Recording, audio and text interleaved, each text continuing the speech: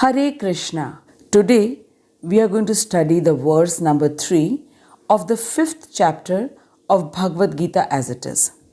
This chapter began with the question asked by Arjun to Krishna. Arjun was confused as to what exactly Krishna wants him to do. So he asked Krishna what should he do. Should he renounce work or work in devotion? In answer to this, Krishna said that renunciation in work and working in devotion both are good. But out of the two, working in devotional service is better than renunciation of work. Arjun thought that renouncing work means stopping all kinds of work. But Krishna explained to him that renouncing work does not mean stopping work, but actually it means to have no desire for any kind of enjoyment of the fruits of the actions, nor despising the fruits of the work either. In simple words, it means that having no attachment nor aversion with the result of the action, but just doing it in the mode of serving Krishna and for the pleasure of Krishna. Such a person is truly a renunciate while doing all kinds of his duties and responsibilities. Srila Prabhupada repeatedly says that after all, what can we renunciate? What belongs to us? Everything and every person in this entire creation belongs to only Krishna. And if at all we can renunciate anything, that is to renunciate the desire to enjoy Krishna's creation. And one who can give up the thought of enjoying this material world is truly a renunciate. Now let us recite the verse number 3.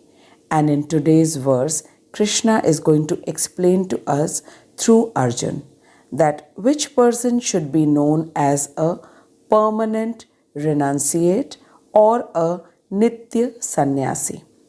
Let us recite the verse number 3. Geyah sa nitya sannyasi yo na dveshti na kankshati nirdvando hi mahabaho sukham bandhat pramuchyate. Geyah sa nitya sannyasi yo na dveshti na kankshati nirdvando hi mahabaho sukham bandhat pramuchyate. Geyah sa nitya sannyasi yo na dveshti na kankshati nirdvando hi mahabaho sukham bandhat pramuchyate. Now before we start reading the purport given by Srila Prabhupada, first we will read the Anvay given by Srila Vishwanath Chakravarti Thakur. Srila Vishwanath Chakravarti Thakur is a great Acharya in our Guru Parampara, and he has transformed the poetic form of the verse in the form of prose, which makes it easy to understand the poetic verses. Srila Vishwanath Chakravarti Thakur ki jai. First, let us understand the word meaning. Geyah should be understood. Sah, he. Nitya sannyasi as the standard qualification for the renounced order. Yah, who. Na dveshti, neither despises, na kankshati, nor hankers. Nirdvando, free from duality such as attachment and aversion. Because Mahabaho, O mighty armed, Sukham, easily, Bandhat, from the material bondage, Pramuchyate, is completely liberated. Vishwanath Chakravarti Thakur says, O mighty armed Arjun, one who neither hates nor desires anything is worthy to be known as sannyasi, because one who is free from the dualities of aversion and attachment easily becomes liberated from bondage to this material world. Vishwanath Chakravarti Thakur says that it is possible to achieve liberation, which is attained by sannyas, without entering the sannyas order. Srila Vishwanath Chakravarti Thakur says there are 4 ashrams in everyone's life to execute different kinds of duties. And when one reaches the 4th ashram, that is the sannyas order, after passing through the brahmacharya ashram, grihastha ashram and vanprastha ashram, he attains liberation. This is which is normally known by common people like us. But Krishna says that without entering the sannyas order of life, one can attain liberation. This is why this verse begins with the word Geyah, which means to be understood. Krishna addresses Arjun by saying, O mighty armed Arjun, you should understand that a pure-hearted, nishkam karm yogi is always a renunciant. Krishna's addressing to Arjun as mighty armed one implies that one who is able to conquer the realm of liberation is certainly a great hero. Normally, almost every ordinary person is caught up in the dualities of liking and aversion. But one who crosses the ring of dualities and just does everything for the happiness of Krishna is certainly a great hero. This is what is said by Krishna to Arjun. Srila Vishwanath Chakravarti Thakur says that this verse clearly establishes the fact that why worshipping the Lord by selflessly offering Him the fruits of one's action is superior, which means that a person who does not intend to enjoy the fruits of his work but offers the fruits of his work to Krishna, knowing the fact that Krishna is the supreme head of the Godhead and everything in this material world belongs only to Krishna. Hence, he offers all the results of his action to Krishna. Further, Chakravarti Pad says that this happens only due to the purity of his heart, which means that he doesn't desire to enjoy the fruits of his work. And this stage of purity is attained by practicing Nishkam Karma Yoga, which means by doing everything only for the happiness of Krishna and not for one's own happiness. And this Nishkam Karma Yogi is called a fixed renunciant, that is Nitya Sannyasi. Further, Chakravarti Pad elaborates that although he has not accepted the dress of a sannyasi, that is the saffron dress, tilak, kanthi and sannyas dand, still he is a fixed renunciant or a nitya sannyasi, and such a person remains blissfully absorbed in the service of Bhagavan by offering himself and all the sense objects at Bhagavan's lotus feet. Chakravarti Pad says that he is completely detached from all kinds of sense enjoyments and with any desire for the result of his actions.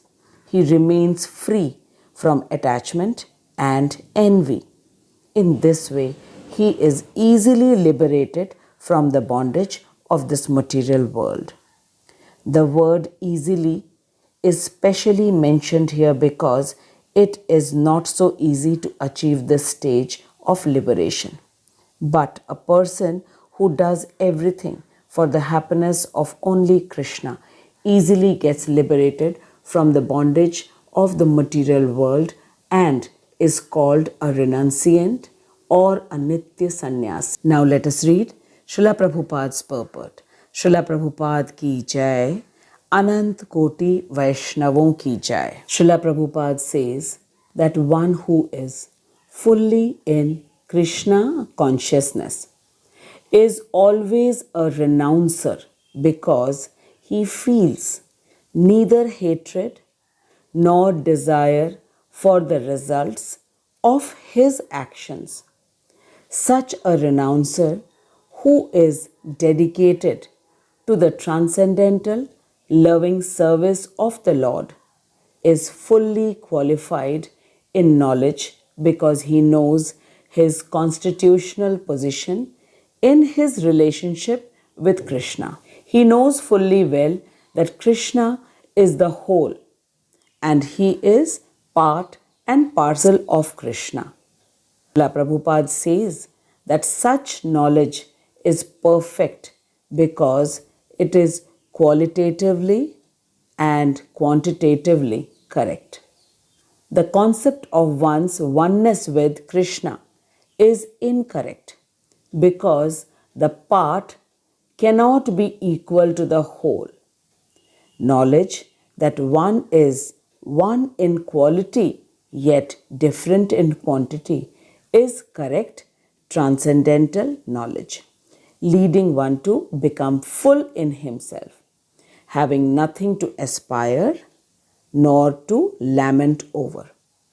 There is no duality in his mind because whatever he does for Krishna. Thus, being freed from the platform of dualities, he is liberated even in this material world. Srila Prabhupada explains that one who has the knowledge that he is one with Krishna on the basis of qualities, which means that he is also indestructible, immeasurable, and infallible like Krishna, because he is a part of Krishna, is to be understood to have the complete knowledge.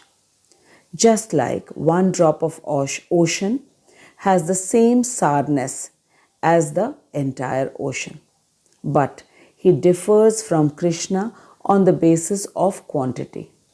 Krishna is whole and he is just a part and parcel of Krishna and can never match with the strength and power of Krishna.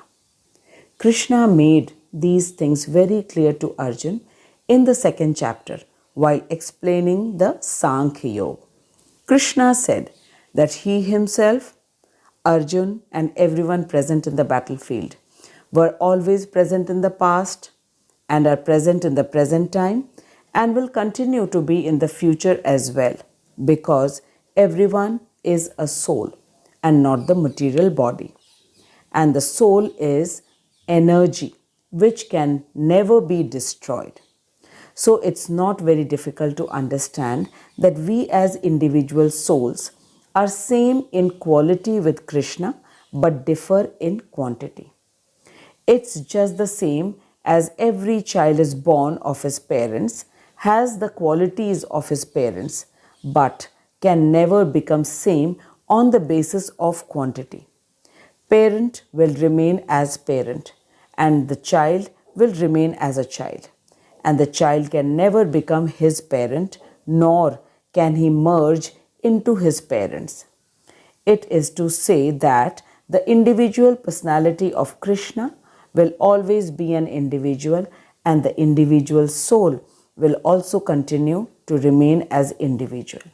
The individual soul is same in quality with Krishna but differs in quantity.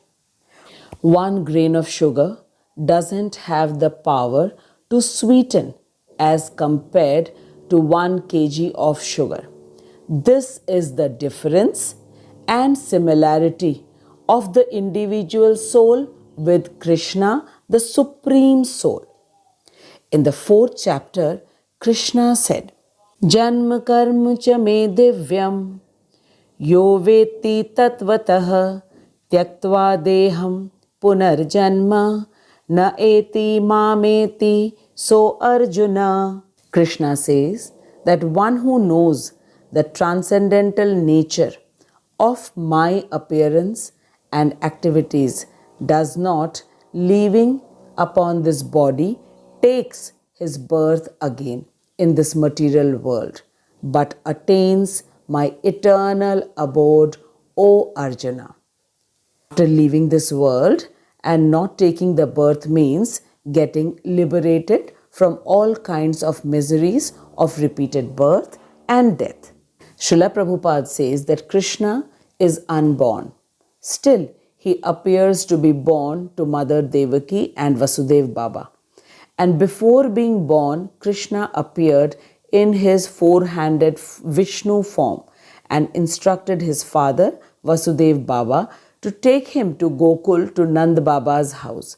This is the divinity of Krishna's birth, that he chose his parents and gave instructions to them before being born, which none of us can dream to do ever. We will certainly be born, but we do not have the power to choose our parents. This is the divine power of Krishna.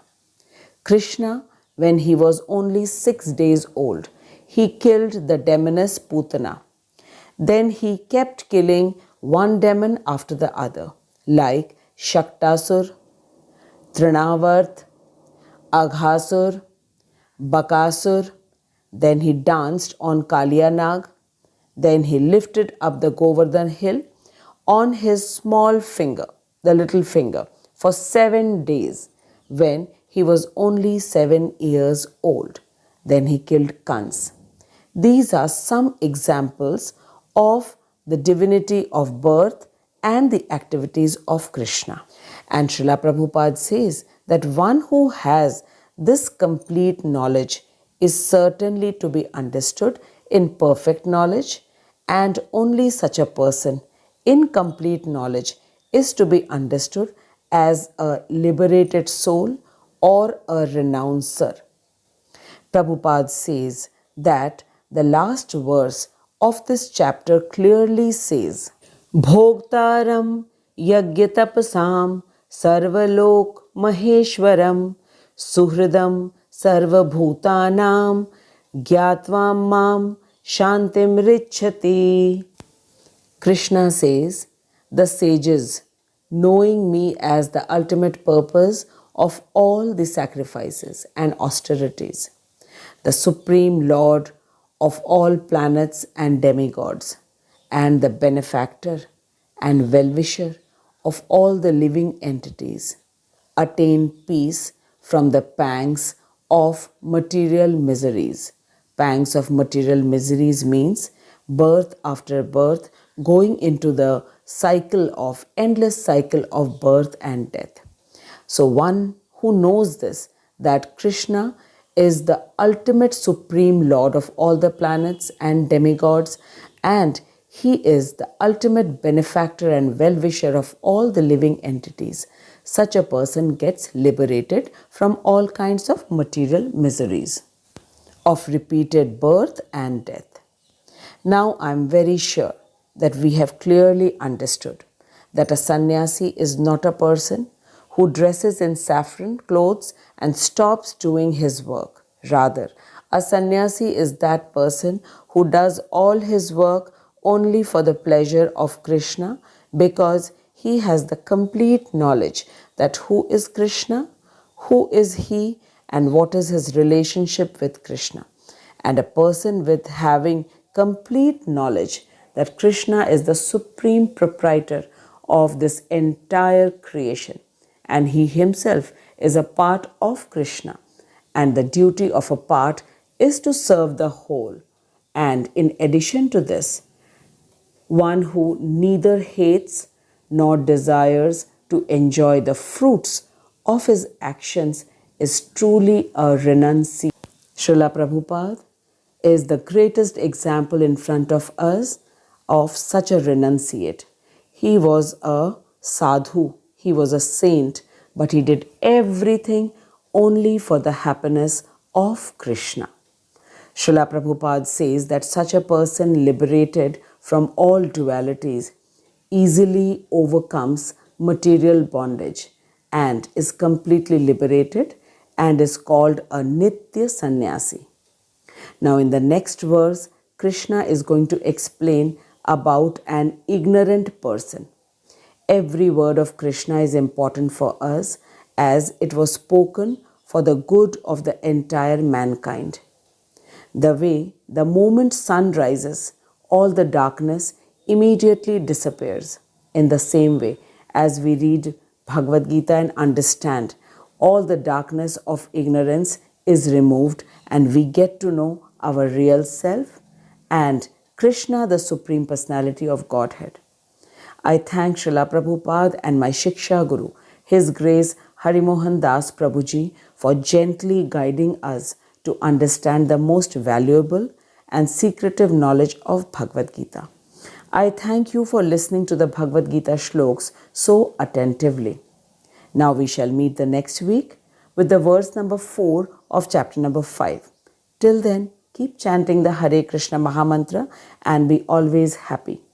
Please don't forget to share the video with others as this is the highest level of love and compassion that a person can extend towards the entire mankind. Please write your comments and in case you have any questions, do write your questions as well. Please write what you have learned from this particular shlok. I shall surely try to give you answers by the mercy of Srila Prabhupada. Srila Prabhupada ki jai, Vishwanath Chakravarti Thakur ki jai.